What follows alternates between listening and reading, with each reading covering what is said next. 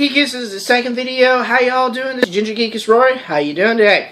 Alright, the second video today is going to be a kind of heartfelt one because I haven't really talked about why I do what I do. Well, I've talked about it a little bit, but this is going to be a little different. This is going to be my video on inspirations in fields that have given me, I look up to these people, not like they're my idols, but they are somebody I strive to do the same things that they've done because they did stuff their own way, but I do my stuff my own way. But I like their work, and I like their work ethic, and it was really good.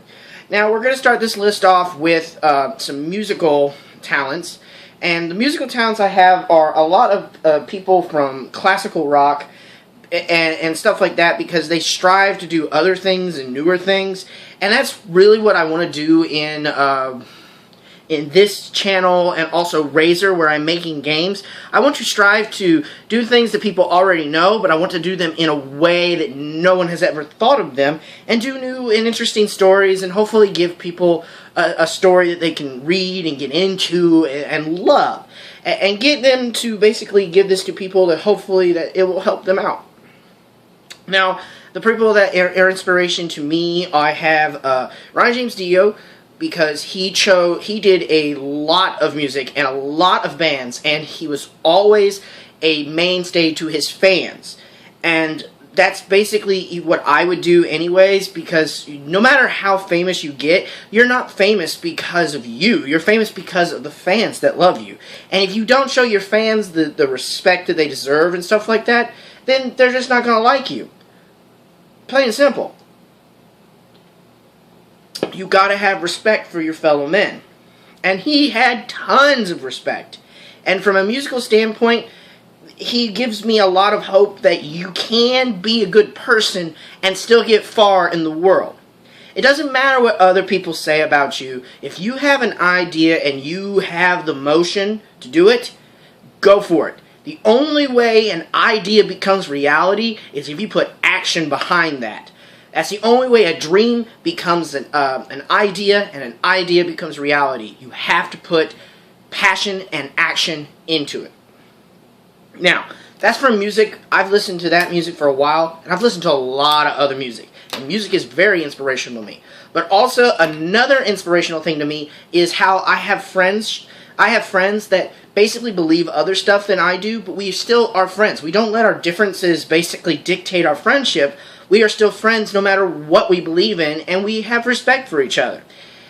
The two people that I look up to in the author standpoint, now I read a lot of books, guys. It doesn't look like I do, but I actually do, and I have a big pantheon of people that I love. But the two authors that I loved because they had a brotherhood bond, and it didn't matter what people said and all the other stuff.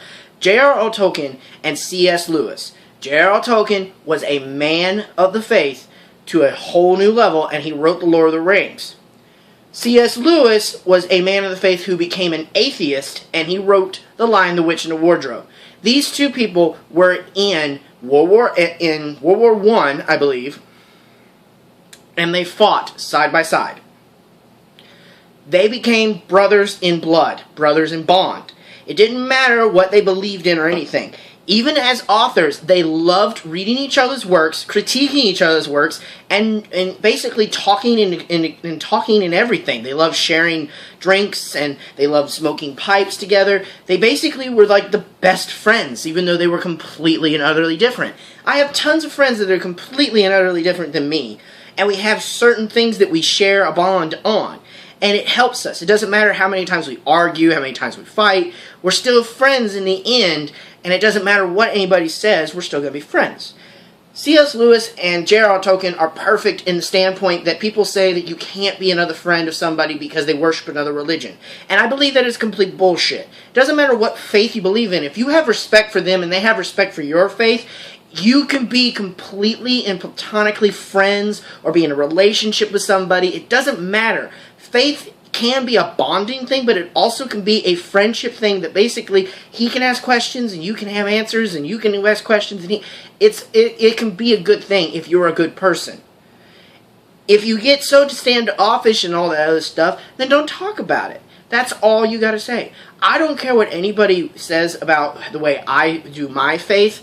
I feel like my faith, the way I do it, is the best way I can do it, and I've been much happier and much calmer. I might have stress in my life, but I've been much more calm than what I used to be, because I was so hell-bent on living up to an ideal that I could never live up to, and I just try to be the best person right now. And those two authors gave me hope whenever I heard about this as a teenager, because it makes me know that it doesn't matter who I can become friends with, it doesn't matter what they believe in. If we can have respect for each other, I can be friends with pretty much anybody, as long as they got respect. Now, another person in the field that I'm in, and why I chose video games instead of books or stuff like that, because I can write books and stories. I just choose to use video games as my story element. I am going to basically say one of the biggest inspirations for me right now in this is Stan Lee. Stan Lee was working for a lowly comic book place, and he basically worked from, he's the perfect antidote of Drake's song. He started from the bottom, and now he is one of the top people of the nerd community. You can't talk about Marvel people without mentioning Stan Lee. Stan Lee is the man. That's the reason why his nickname is Stan the Man Lee. Now, without Stan Lee and Jack Kirby and all that stuff, Marvel wouldn't be what it is today. Marvel's went through tons of up and downs. Stan was going to lead. Stan wanted to tell different stories. He wanted to basically use this field to tell stories not just for children, but for kids that grow up, and it would help them to have life lessons and they could see the world the way it is. Through comic books and superheroes, he used life situations to help children know what was going on, and maybe they wouldn't be so dumb-witted about things. You can see this with civil rights and the X-Men. You can see this with tons of things in it. Race relations. The X-Men were big on that. Tony Stark was a technological genius and an asshole, and basically he was brought up as a Howard Hughes during a time when basically it was flower people, and he was the enemy, and he made him a hero. Basically, Stan is one of the biggest inspirations for me because he chose a field that he knew was probably not going to be good, and he utilized that field to be great. Now, in this day and age, comic books are still good, but video games are pretty much where it's at to tell stories. Now, I write stories out like books and stuff like that, but I also write them slightly more like scripts so that I can have things to do. I'm starting a game developing company. I'm basically starting from the bottom, and hopefully I'll be able to get bigger. I'm working very hard, and I'm trying my hardest. I have friends that are basically with me at all times. We are trying very hard. I have this YouTube channel to basically get myself out there and get me motivated and get me talking more, because I'm kind of a social outcast a little bit. I'm a nice guy, and I can talk to pretty much anybody I want, but I'm kind of a social outcast because being a nerd, even though it's new age, is pretty much, yeah, being a nerd is awesome. It used to not be so awesome. People used to make fun of you a lot for doing what you liked, and you're playing video games and all that other stuff. And now since Call of Duty's out and everything, everybody plays video games, and video games are the shit. It used to not be that way. People who play video games, like adults that play video games, were looked by as wrong people. People who read comic books, they still think that it's not an art form, and But Stan Lee was an inspiration because he chose a low field, and he has grown to the biggest thing in the world. He did stories of race relations, bombings. He did war stories. He did tons of stuff that is dramatic and insightful and inspirational to children because it helps them to learn the things in the world through comic book heroes that they look up to. It's not real to them, but they're actually experiencing real things. And so my inspirations basically come from music, books, and that. Video games, I have some inspirations, but it's mostly just games. It's never been specific game people. Game companies are the way I look at inspiration. And the game company that I like probably the most right now is tied between Rockstar and CD Projekt. Now, Rockstar, I don't like Grand Theft Auto as much, but I will play Red Dead Redemption, and almost all their other stuff was pretty good. And I wish that Sucker Punch would come back with an Infamous game, because they did an amazing job. I have a lot of video game companies that I do love. I love CD Projekt Red because of the way they view basically DLC. They give it all for free. You paid almost $60 to $70 for this game. They give all the stuff for free. They know how to make a game, and sometimes they have mess ups, but they are very, very, very good at what they do. Rocksteady is another game company that is amazing, and they've done so much good stuff for Batman, and now Warner Brothers Entertainment basically took the stuff from Rocksteady and made probably one of the best Lord of the Rings games that followed some of the Lord of the Rings story that never really got told because it was in the Silmarillions and other manuscript books that Tolkien had. There's been many games and many game companies that I look up to. I used to look up to Nintendo, but Nintendo's kind of fallen off the edge. Nintendo's getting a little bit better, but Nintendo is kind of fallen off the edge. Sony used to be really, really good, and they've kind of fallen off the rocker a couple of times as well. Microsoft has also fallen off the rocker for me for a couple of times. The little game companies are usually the way I go. Probably the main game company that I love, and I'm very upset. Let's talk about two game companies that I was very upset that they basically got bought and then turned into just utter shit. And that is Rareware and Lionhead.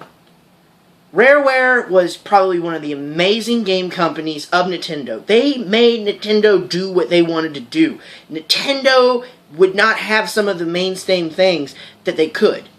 Yes, they had Mario and all that stuff, but Rare's games were like what people bought. Jet Force Gemini, Banjo-Kazooie, Banjo-Tooie, Conker's Bad Fur Day. These were them. Rareware did all of these stuff. They were amazing games. And let's go to Lionhead. Lionhead did Fable. Fable 1 was great. Microsoft pushed them to do... They were basically a little side company on Microsoft. And basically, Fable 1 was great. They had all that time, and it was an amazing story. Fable 2 should have been so much better. But Microsoft threw it out there real quick. And Fable 3, they basically just nerfed the whole game.